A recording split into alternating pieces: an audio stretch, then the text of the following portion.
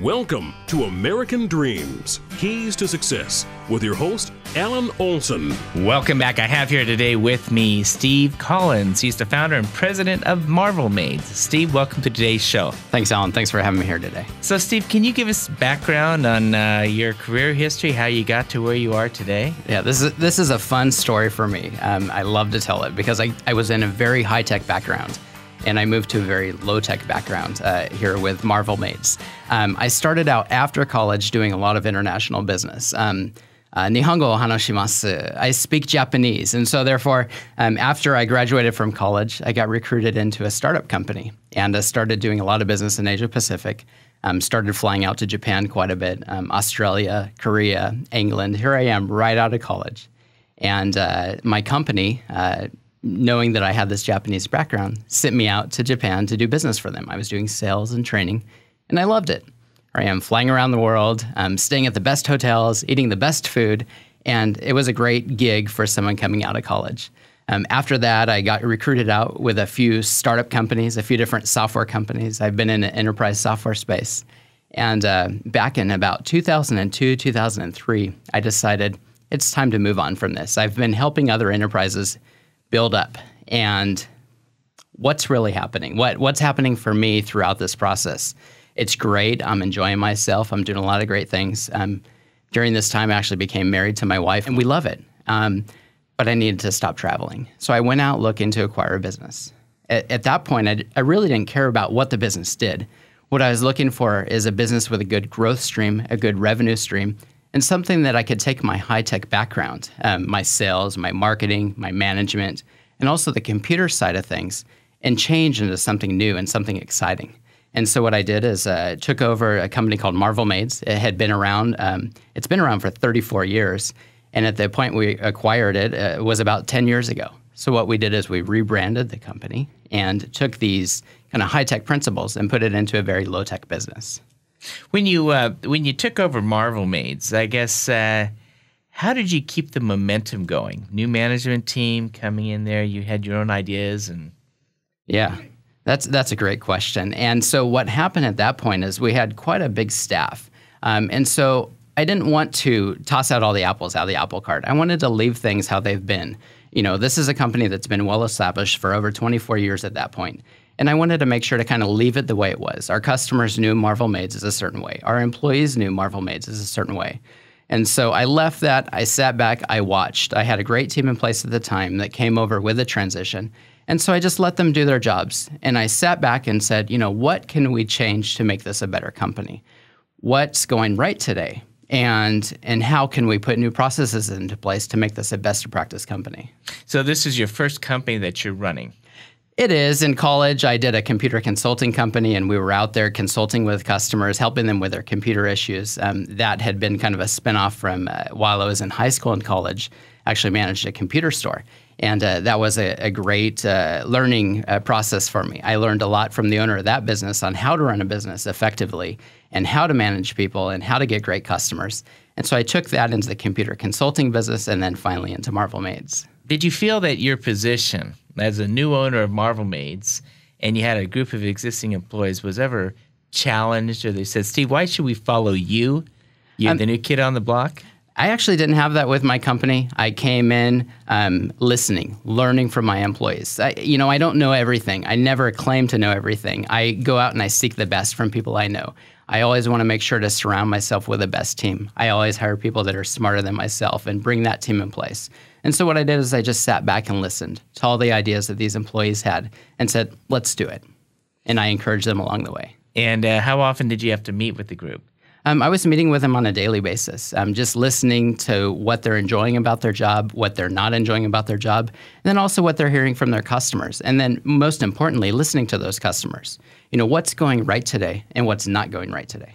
So how do you feel the business environment is today? The business environment today is actually a lot better than it was 2 years ago, and you're going to hear that from everybody you talk to. It's going well. We're picking back up. Silicon Valley, with the resurgence of high tech, is going very well.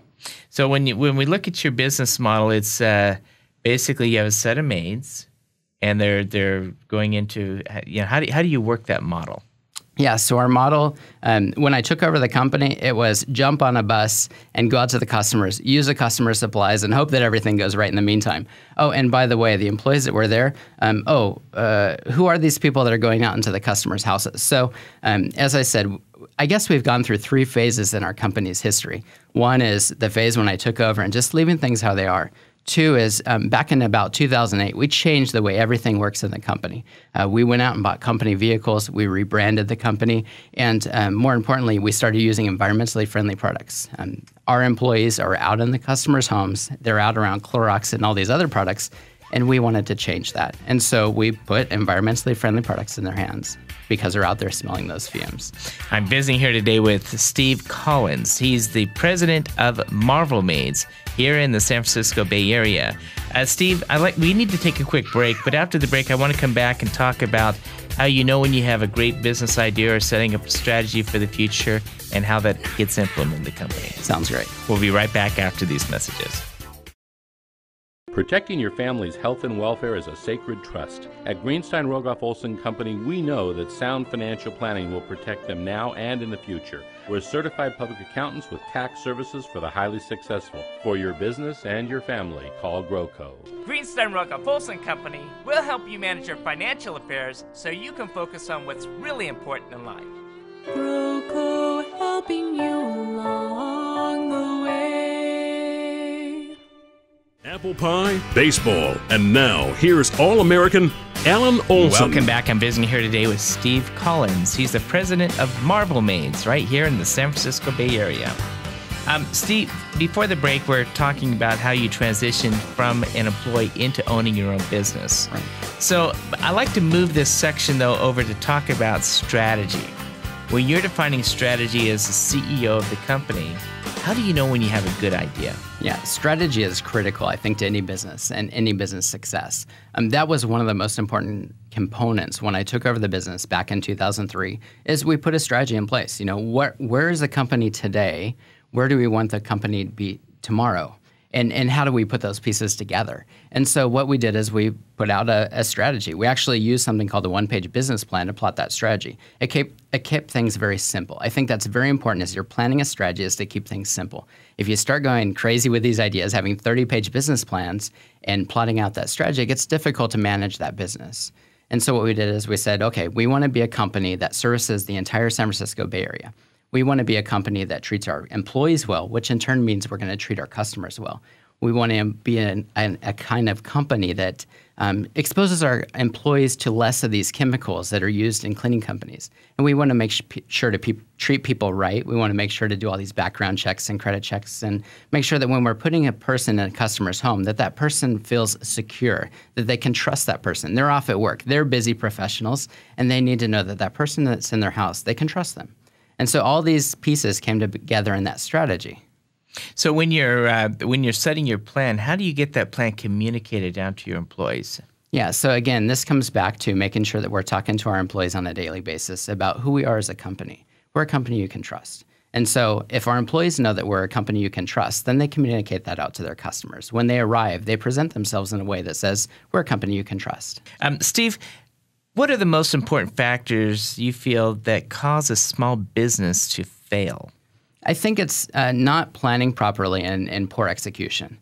So not planning properly, again, goes back to strategy. If I didn't put down on paper what I'm going to do as a company, then how can we execute on it? And then number 2 is pulling that team together in place to execute on that strategy. So if I can't execute on the strategy, then forget it. It's all useless. I think as part of that component is making sure you have great people in your network to mentor you. I am surrounded by professionals. I have a phenomenal network.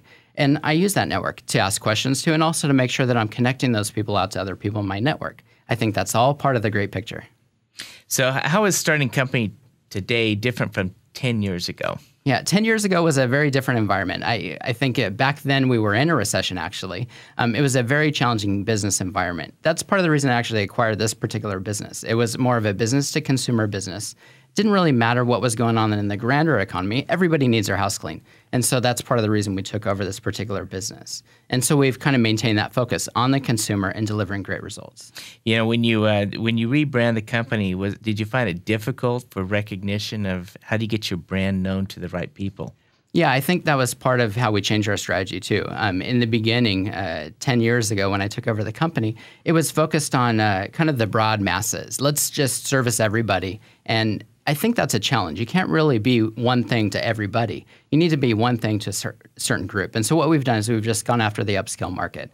So we service everything from the mansions at Pacific Heights to the condos in downtown San Francisco.